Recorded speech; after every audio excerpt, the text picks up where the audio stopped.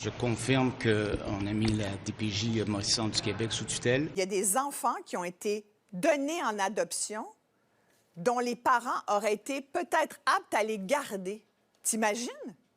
Pas respecter les normes avant de placer les enfants en famille d'accueil ou encore de les envoyer en banque mixte pour l'adoption.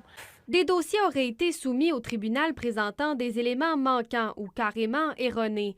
Au total, 140 dossiers ont été scrutés par les enquêteurs. Les enfants qui sont placés, qui méritent pas d'être placés. Il est malheureusement trop tard si on se place dans la position du poupon qui a grandi, que pour lui, sa mère, c'est la mère d'accueil. Se parjurer devant une cour, c'est criminel. On n'a pas le droit d'agir comme ça avec des familles. Et souvent, il faut le souligner, des familles vulnérables qui n'ont pas les moyens de se défendre. Une mère m'a contactée parce qu'elle était à bout de recours. La jeune fille aujourd'hui, parce que c'est ça qui nous intéresse, aujourd'hui, tu as une jeune fille de 14 ans qui dit « Je veux rentrer chez moi ». J'ai la mère qui a l'autorité parentale qui dit « Je suis apte à prendre ma fille et je veux que ma fille revienne à la maison ». Et on a des rapports de psychiatres du Centre de pédopsychiatrie de Québec qui dit la meilleure chose pour cet enfant-là, c'est qu'il retourne dans sa famille et on a une DPJ qui veut rien savoir. Et le pire là-dedans, c'est que quand les parents, que ce soit cette dame dont j'ai changé le nom parce qu'elle craignait des représailles de la DPJ, écoute, elle était en train de me parler qu'elle était en train de taper la lettre de mise en demeure qu'elle a fini par recevoir à 11 h ce matin. Mise en demeure de la DPJ? Mise en demeure de la DPJ pour qu'elle arrête de parler à des tiers. Les tiers, c'est qui? C'est nous, les médias. Mais donc, Isabelle, la mère est apte. Elle est bien outillée à recevoir sa fille. Elle a l'autorité parentale, Julie. Des abus des directions de protection de la jeunesse. Il y a eu contention, fouille à nu d'une enfant. Elle aurait même été agressée, cette jeune fille qu'on va appeler Élise. Sa maman est avec moi, on l'appelle Julie. Vous remarquez que je dis, on change les noms ici, on est obligé de changer leur nom pour les protéger. Confidentialité, oui, mais savez-vous ce qu'on me dit surtout? On doit les protéger pour éviter qu'il y ait représailles de la part des centres jeunesse. La maman craint justement qu'on s'en prenne à elle, qu'on s'en prenne à sa fille. Pouvez-vous croire?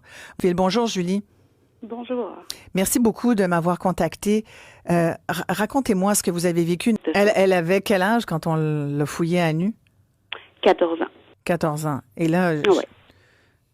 Elle vous l'a dit, votre fille. Elle a témoigné de ce qu'elle a vécu?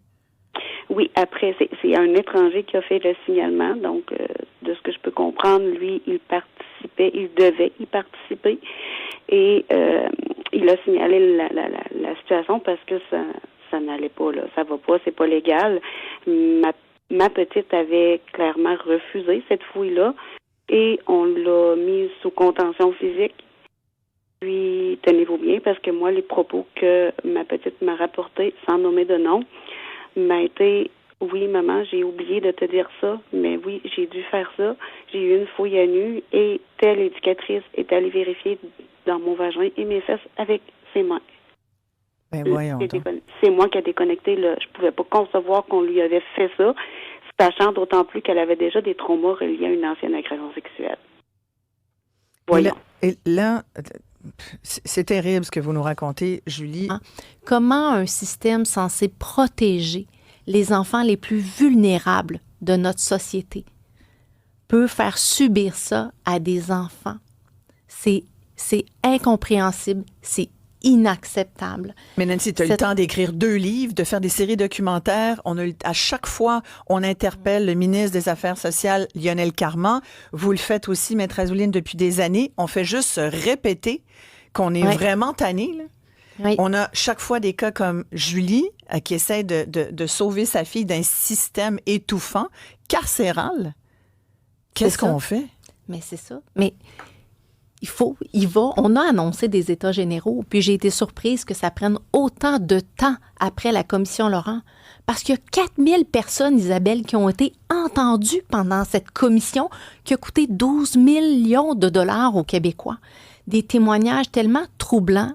Moi, je me suis dit, les gens au ministère de la Santé et des Services sociaux vont écouter ces témoignages et ils vont dire « Wow! » Il y a un déclic qui va se faire. Il y a un déclic qui va se faire. Ouais. C'était tellement, tellement troublant. Puis on arrive 2 ans plus tard, on est encore là, l'immobilisme. Et là, soudainement, on nous annonce ça. Là. Moi, je ne comprends pas ça. Puis je veux m'adresser, Isabelle, aux fonctionnaires à Québec.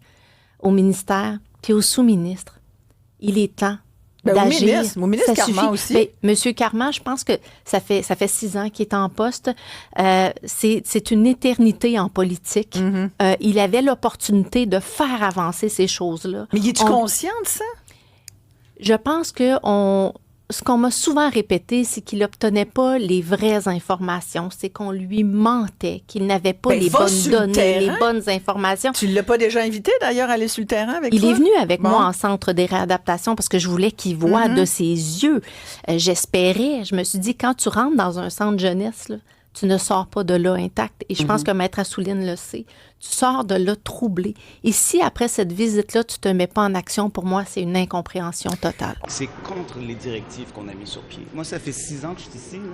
Ça fait 6 ans que je dis qu'il faut faire plus de prévention, il faut accompagner les parents, il ne faut pas enlever les parents des enfants. Le ministre Carman avait déjà commandé une enquête sur la DPJ l'an dernier à la suite d'autres allégations de pratiques douteuses. Les résultats se font toujours attendre. Mais c'est déplorable qu'après tout ce qu'on a fait au niveau de la DPJ, d'assister encore une fois à des situations pareilles. Ça pose la question de la rétention du personnel au sein de la DPJ et de la formation du personnel. Parce que ce qu'on apprend, donc, c'est qu'il y avait des gens peut-être qui n'avaient pas la formation puis qui n'avaient pas tous les paramètres pour prendre les bonnes décisions. Quand les consignes ils descendent d'en haut puis que c'est une culture organisationnelle, là, j'ai pas lu le rapport, mais si c'est ça qu'il y a là-dedans, bien forcément, il y a des employés qui se font donner des consignes aussi. Fait que va falloir que ça soit aussi représentatif des changements qu'il faut qu'ils soient faits. Il est temps d'agir. Au ministre Ça Carman suffit. aussi. Mais, Monsieur Carman, je pense que ça fait 6 ans qu'il est en poste.